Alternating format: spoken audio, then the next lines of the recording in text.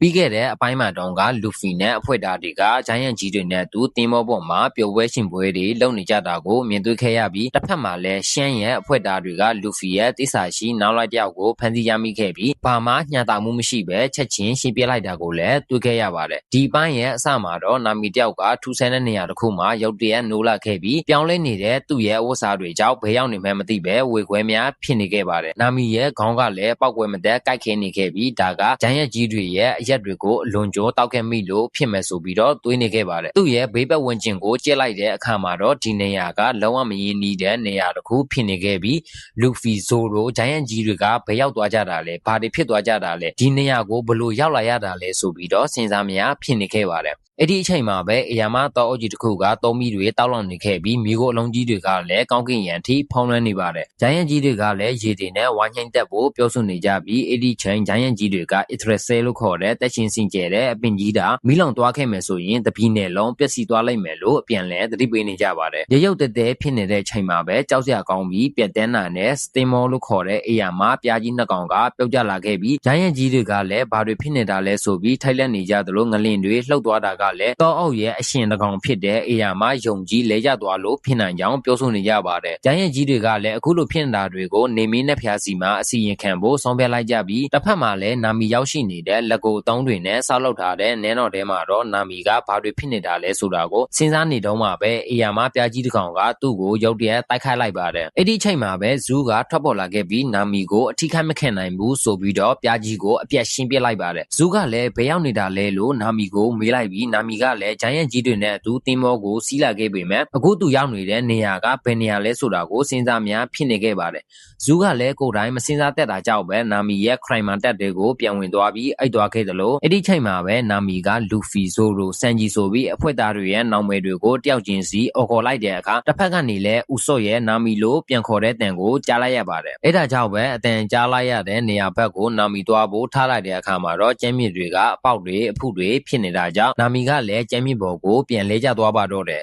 အဲ့ဒီချိန်မှာပဲစူးတွေပြင့်တဲ့တက်တော်ဝါကြီးတစ်ကောင်ကနာမီရဲ့အရွှေကိုရောက်လာခဲ့ပြီးနာမီကလည်းအလွန်ကြီးမားတဲ့ဖြူးကောင်ကြီးရဲ့ရွယ်စားကြောင့်လက်ပြီးတော့တန်ကြဲကြဲနဲ့အော်မိလိုက်တဲ့အခါမှာတော့ဖြူးကောင်ကြီးကလည်းနာမီရဲ့အော်တန်ကြောင့်လက်သွားပြီးစူးတွေကိုထောက်လိုက်ကနာမီရဲ့နောက်ကိုပြေးလိုက်ပါတော့တယ်နာမီကလည်းဒါကအိမ်မက်ဆိုတစ်ခုလားဆိုပြီးတော့အော်ဟေးထွက်ပြေးနေခဲ့ပြီးပြေးလွှမ်းနေရင်းနဲ့ဦးစော့ကိုအော်ခေါ်လိုက်တဲ့အခါမှာတော့အောက်ထက်ကနေဦးစော့ရဲ့တန်ကိုကြားလိုက်ရပါတယ်နာမီကလည်းအတန်ကြားတဲ့နေရာကိုကြည့်လိုက်တော့ဦးစော့ကိုတွေးလိုက်ရလို့ဝမ်းသာသွားပြီမဲ့ဦးစော့ကလည်းအေယာမကြောင်ကြီးတစ်ကောင်ရဲ့ပါဇက်ထဲရောက်နေတာကိုတွေးလိုက်ရပြီးတော်တော်လေးကိုထိုက်လက်သွားပါတော့တယ်နာမီရဲ့အနောက်ကနေလည်းဖြူးကောင်ကြီးကပြေးလာနေခဲ့တာကြောင့်နာမီကဇူးကိုအသေးတန်နှိုးနေခဲ့ပြီးဇူးကမထားချင်ဖြစ်နေတာကြောင့်ဘလက်ဘော်လေးတွေကျွေးမယ်ဆိုပြီးပြောလိုက်မှဇူးကနိုးလာခဲ့ပါတယ်ဖြူးကောင်ကြီးကလည်းနာမီစီကိုခေါင်အောင်လိုက်တာကြောင့်နာမီကလည်းဇူးကိုအပြတ်ရှင်လိုက်ဖို့ပြောလိုက်ပြီးအဲ့ဒီချိန်မှာပဲနာမီရဲ့ခရိုင်မာတက်ကလည်းဇူးရဲ့ဆွမ်းကြောင်ရှေ့ထွက်လာခဲ့ပြီးဖြူကောင်ကြီးကလည်းပါဇက်နဲ့ကိုက်ထားလိုက်ပါတော့တယ်ဖြူကောင်ကြီးရဲ့ပါဇက်ထဲရောက်နေတဲ့ဇူးကအလွန်ပြင်းထန်တဲ့လျှက်စီတွေနဲ့ပြစ်ခတ်လိုက်တာကြောင့်ဖြူကောင်ကြီးကဓာတ်လိုက်သွားခဲ့ပြီးနာမီကလည်းအန်ဒီယကင်းပြီးထင်နေပေမဲ့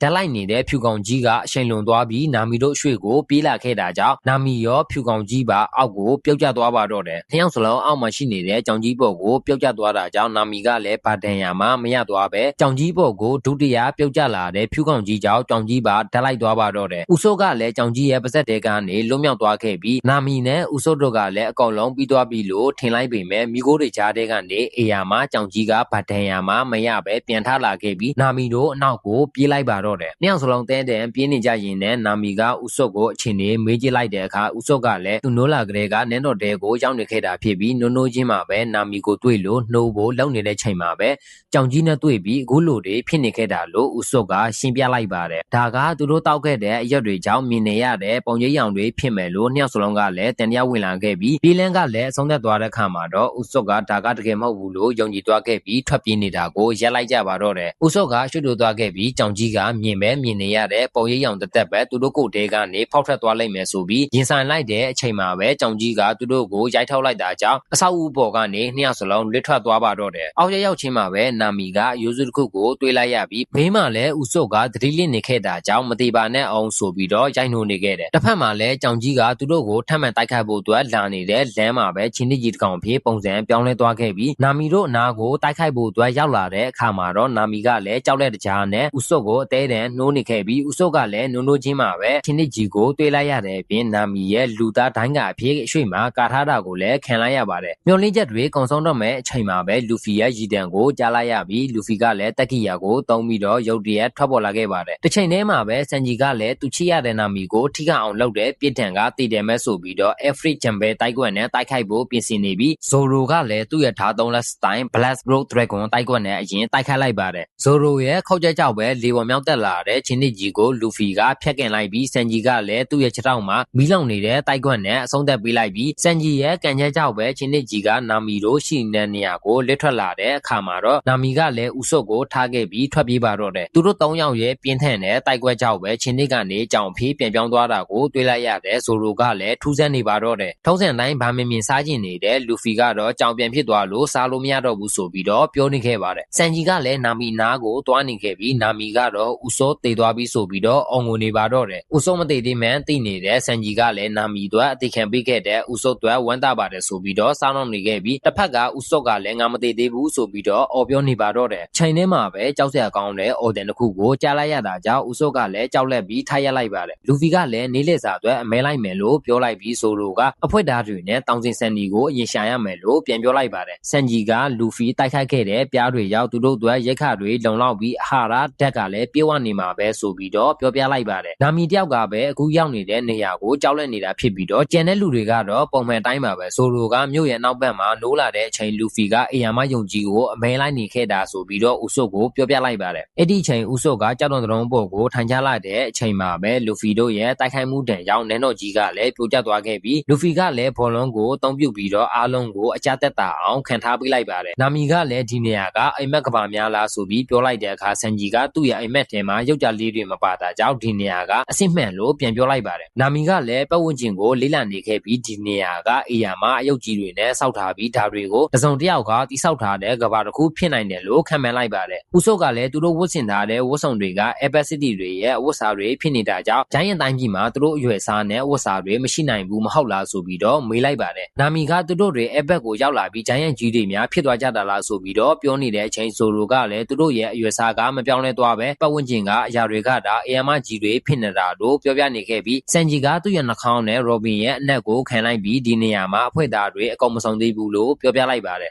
ဦးစော့ကအဖွက်သားတွေကိုရှာဖို့အတွက်ပင်လယ်ဘက်ကိုတွားဖို့အကြံပေးလိုက်ပြီးမှအခုလက်ရှိရောက်နေတဲ့နေရာရဲ့အကျယ်ဝန်းကိုကြည့်လိုက်ဖို့ဆိုလိုကပြန်ပြောလိုက်ပါတယ်အဲ့ဒါကြောင့်ပဲအခုရောက်နေတာဘယ်နေရာလဲဆိုတာကိုသိရဖို့အတွက်မြို့တဲကလူတွေကိုအရင်တွားမိရမယ်လို့ဆိုလိုကဆိုပါတယ်လူဖီကမြို့တဲကိုတွားကြမယ်လို့ပြောလိုက်တဲ့အခါထုံးစံတိုင်းလမ်းမမှားရရင်မနေနိုင်တဲ့ပျောက်ကြီးဆိုလိုကတော့စက်ကြည့်မဲ့ရက်ကိုပဲအရင်ထွက်သွားလိုက်ပါတော့တယ်လူဖီဆိုလိုစန်ဂျီဦးစော့တို့ကတော့ဒါကိုစုစာကန်အတစ်တစ်ခုလို့စိတ်လှုပ်ရှားနေကြပြီးပျော်ရွှင်နေကြပြီမဲ့အဲ့ဒီချိန်နာမီတယောက်ကပဲစိုးရိမ်နေတဲ့အတွက်စန်ဂျီကလည်းသူ့ကာကွယ်ပေးမှာမို့လို့ပျော်ပျော်ရွှင်ရွှင်နေဆိုပြီးတော့ဖုန်ကြောင်နေပါတော့တယ်တကယ်တော့နာမီကသူတို့အဲဘက်ကိုရောက်နေတာဆိုရင်ရွှေချောင်းကြီးကြီးကိုခိုးကျင်နေခဲ့တာပါအဲ့ဒီနောက်မှာတော့လူဖီတို့ကအမှန်တရားကိုရှာဖွေဖို့အတွက်မြို့တဲကလူတွေကိုမေးရမယ်ဆိုပြီးစတင်ထွက်ခါလာခဲ့ကြပါတယ်ဗီဒီယိုလေးကတော့ဒီလောက်ပါပဲခင်ဗျာနောက်ဗီဒီယိုမှာပြန်တွေ့ကြရအောင်